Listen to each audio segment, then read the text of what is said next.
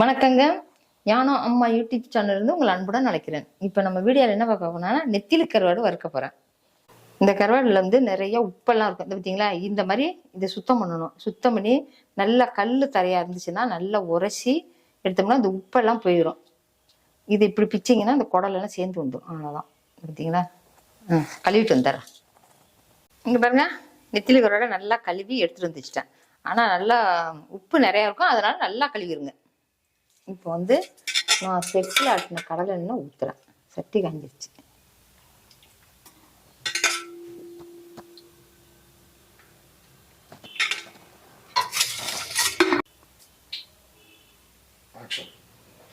கடுகு,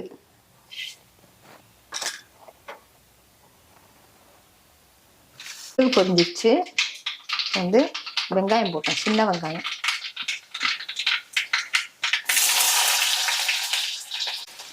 கருவேப்பிலை.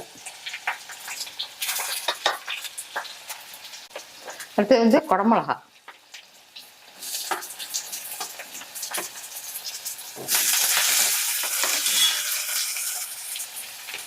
நான் வந்து அந்த பச்சை மிளகா போடலைங்க, குடமிளகா போட்டிருக்கிறேன். இப்போ வந்து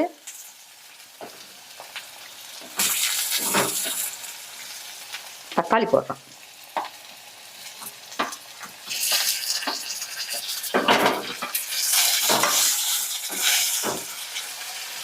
மஞ்சத்தூள்,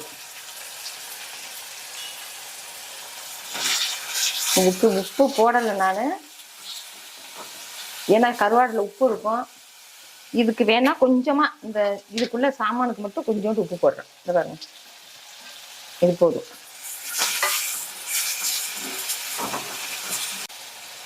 தனி மிளகாத்தூள்,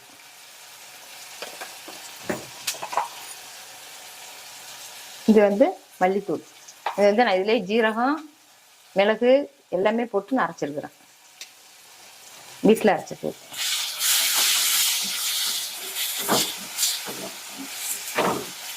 இதில் வந்து கொஞ்சமாக தண்ணி, ஒரு 1/4 டம்ளர் ஊற்றிருக்கேன். நல்லா கொதிச்சு பச்சை வடை போயிடுச்சுங்க. இந்த பாருங்க, நான் அந்த கருவாடை போடுறேன். இதெல்லாம் ரொம்ப நேரம் வேக வேண்டியதில்லை.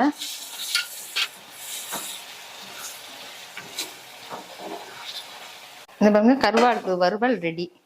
இப்போ நான் இறக்க போகிறேன். ஸ்டவ் ஆஃப் பண்ணிட்டேன். சுடுதான்னு பார்க்குறேன்.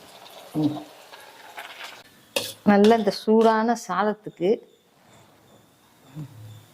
இந்த சாதத்தில் போட்டு இந்த கருவாடை போட்டு சாப்பிட்டா அவ்வளோ சூப்பராக இருக்கும். அதே மாதிரி இந்த பாருங்க, ரசம், தக்காளி ரசம். இந்த ரசமும் இந்த கருவாட்டுக்கும் அவ்வளோ ஒரு அருமையாக இருக்கும். நீங்கள் சாப்பிட்டு பாருங்கள் செஞ்சு. இந்த வீடியோ உங்களுக்கு பிடிக்கும்னு நினைக்கிறேன்.